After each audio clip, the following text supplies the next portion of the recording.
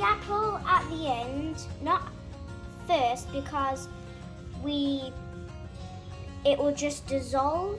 Okay. The apple will dissolve faster if we put it in first. So we always do it at the end. That way we get the texture to be nice. Good. This is chorizo for the macaroni and cheese sauce to make it taste even better, because who likes chorizo? I do. We're going to fry the chorizo off and then we're going to add it to the sauce.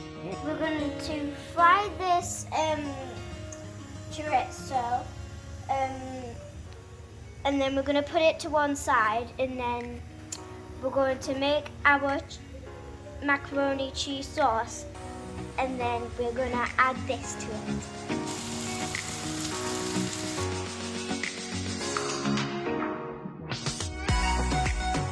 Cheese sauce made out of roux mix. What's this? Is this roux mix, is it? Yep. What's in it? In it is we put some butter in, waited it to melt for a bit, and then we put some flour in. Just plain flour, right? Yep, plain flour. We put gluten-free powder in because our Gluten-free flour. Gluten-free flour because my mummy and my granddad are gluten-free. They're celiacs. Celiacs. Yeah. We have to add more flour each time to make it nice and thick like Play-Doh. Okay. That's good.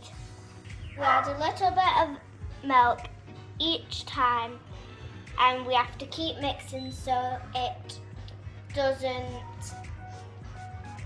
burn. We're making it creamy with the cream, obviously, because it's lately cream. And we're putting a little bit at a time so we don't spill it everywhere. Otherwise, Mummy will get really angry at us. We've got our base and we've got our cheese from earlier that I grated. And we're going to sprinkle a little bit at a time into it. And yes, we've also got to mix it in at the same time. Of course, we have to taste it to see if it needs seasoning like salt or pepper. Good.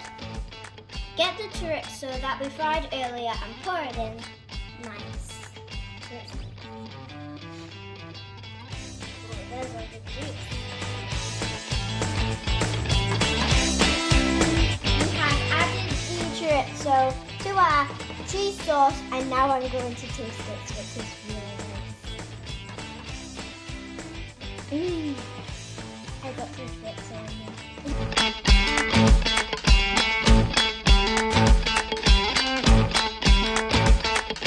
Bacon now?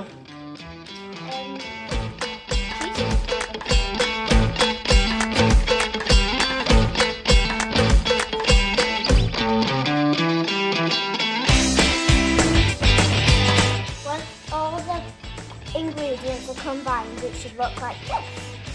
Nice and lovely.